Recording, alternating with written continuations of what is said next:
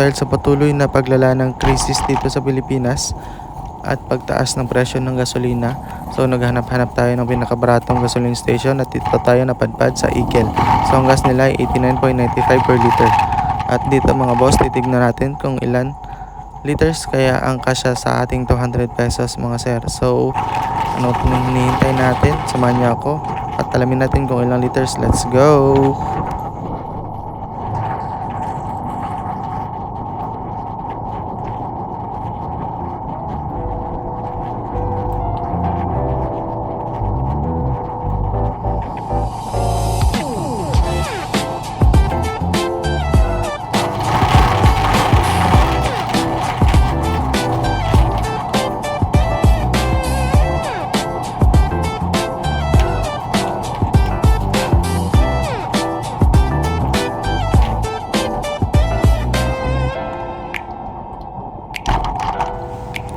So dito mga boss ay dumaan tayo dito sa Eagle Gasoline Station at dito yung pinakamurang gasoline station dito sa Davao mga sir.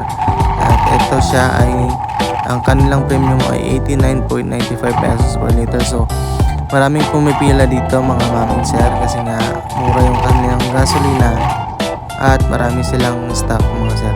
So ayan, dito na tayo, nagpila na tayo dito mga sir. At si bossing na yung naka-rider card, mag full tank na.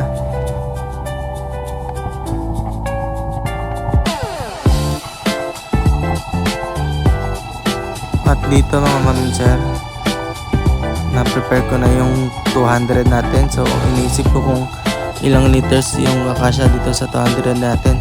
Kasi dati yung 200 natin ay aabot na ng 3 plus liters. So malapit na siya mag 4 liters kasi nasa 50 plus lang yung gasoline dati. So dito na tayo, lumipat tayo sa kabila.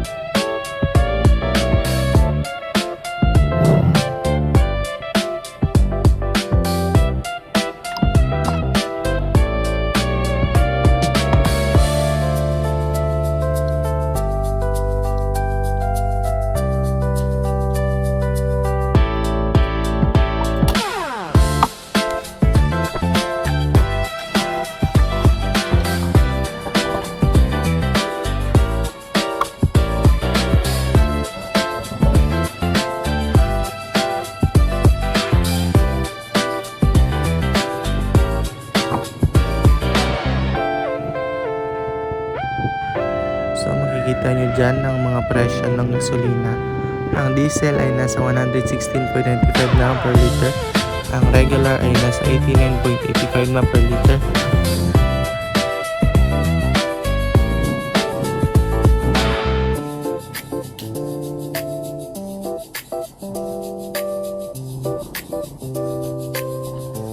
At dito na nga ay kinakargaan na yung ating tangke ng 200 pesos na gasolina. So tignan natin kung ilang liters yung aabutin ng 200 pesos natin.